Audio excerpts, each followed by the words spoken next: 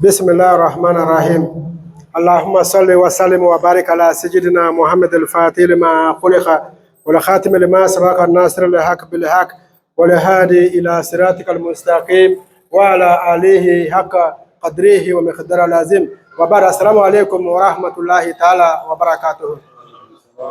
Chers frères musulmans, très rapidement parce que le temps nous fait défaut, nous demandons protection auprès de Dieu contre Satan. Nous commençons notre prédication par le nom puissant de Dieu.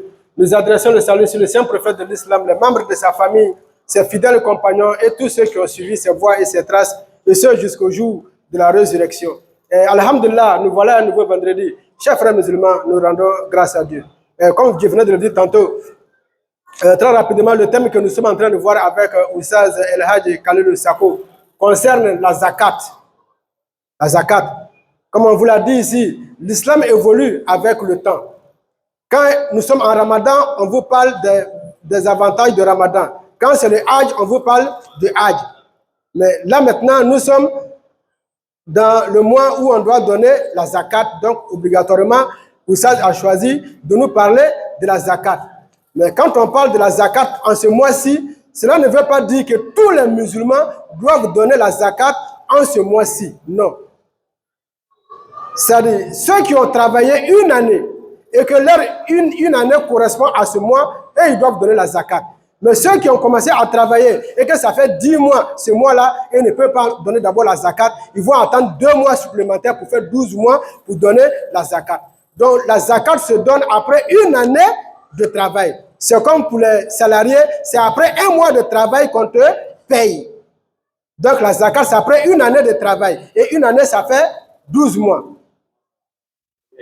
Alors, c'est à chacun maintenant de voir par rapport au début de votre travail. Vous avez vous avez ouvert votre boutique quand? Vous avez étalé votre table à quelle date? Vous regardez la date en question jusqu'à ce mois-là. Si ça fait 12 mois, alors vous devez donner la zakat.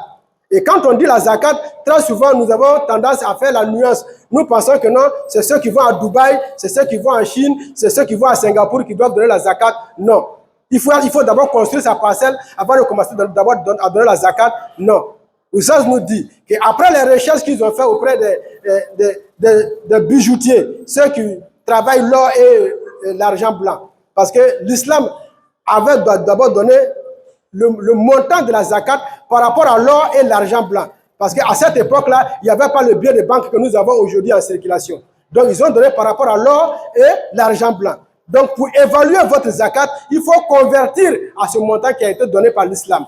Alors, Oussaz dit, quand on a fait la conversion, cela correspond aujourd'hui à nos billets de banque de 476 000 francs. Toute personne qui a travaillé durant une année, 12 mois, et qu'aujourd'hui, quand tu fais ton inventaire, tu as 476 000 francs, alors tu dois donner la zakat, quel que soit le travail que tu fais. Même si tu fais le cirage, ou même si tu vends le café au bord de la route, ou même si tu as une table là où tu vends le sesu, si ton capital fait 476 000 francs, tu dois donner la zakat.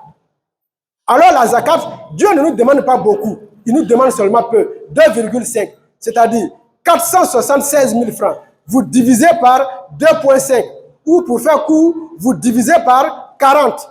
Quand vous divisez 476 000 fois 40, cela vous donne 11 900 francs.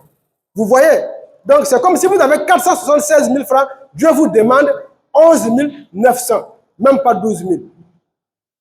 Vous voyez? L'islam n'est pas venu pour nous donner une charge qu'on ne peut pas supporter. Dieu ne peut pas nous réclamer ce qu'il ne nous a pas donné. Si vous avez 1 million, cela vous fait 25 000 francs. À 1 million, si vous donnez 25 000 francs, est-ce que cela peut vous ruiner? Je ne pense pas. Si en donnant 25 000 dans 1 million, que tu n'as pas pu évoluer, ça veut dire que non, ce n'était pas la volonté de Dieu. Sinon, 25 000 moins 1 million, cela ne peut pas empêcher quelqu'un d'évoluer. Donc, chers frères musulmans, revoyons-nous. Ça, c'est la part de Dieu. C'est différent de l'aumône que nous donnons. La sadaka. Parce que la zakat fait partie de la sadaka. Mais là, c'est une sadaka obligatoire. Alors que ce que nous donnons volontairement, c'est différent. Ça dépend de nous. Chaque fois, si tu peux donner 1000 francs, 500 à un passant, ça c'est vous. Mais l'islam demande la zakat chaque année. Chaque année, une fois, vous donnez la zakat et vous êtes libre jusqu'à l'année prochaine. Et ça encore, c'est après avoir réduire. Si vous, comme nous sommes commerçants, parfois nous avons des dettes avec les fournisseurs, vous réduisez tout ça. Vous enlevez les dettes des fournisseurs, vous enlevez tout ça et puis après, ce qui va rester comme votre propre capital, c'est ce que vous divisez par 40 et le montant que vous allez trouver, c'est ce que vous donnez à Dieu comme sa part. Donc, comme nous avons commencé aujourd'hui, Inch'Allah, nous allons rentrer dans les détails au fur et à mesure que nous allons avancer avec Oussad pour que les musulmans puissent être édifiés et donner la part de Dieu. Parce que tel que nous prions, que la prière a été rendue obligatoire, la zakat aussi a été rendue obligatoire. Un musulman qui prie les 5 prières journalières et qui ne donne pas la zakat, sa prière ne peut pas être validée. Parce que quand tu fais la prière, tu dois donner la zakat. C'est les 2 versets que Dieu a unis dans le Coran. Accomplissez la salat et acquittez-vous de la zakat. Et quand Dieu dit la zakat, il ne dit pas donner la zakat, il dit acquitter. Parce que parfois on peut donner sans être acquitté. Il faut s'acquitter de la zakat. Donc il y a une manière de la donner. Donc nous allons rentrer dans les détails de ça, Inch'Allah, le vendredi prochain, si Dieu nous garde en vie. Donc l'imam va arriver bientôt, le temps nous fait défaut, nous disons Rabbana, innana sami'na munadiyan yunadi lil iman an aminu bi rabbikum fa amana. Rabbana la tuzigh qulubana ba'da idh hadaytana. Salli subhana rabbika rabbil izzati amma yasifun. Wa salamun alal mursalin walhamdulillahi rabbil alamin.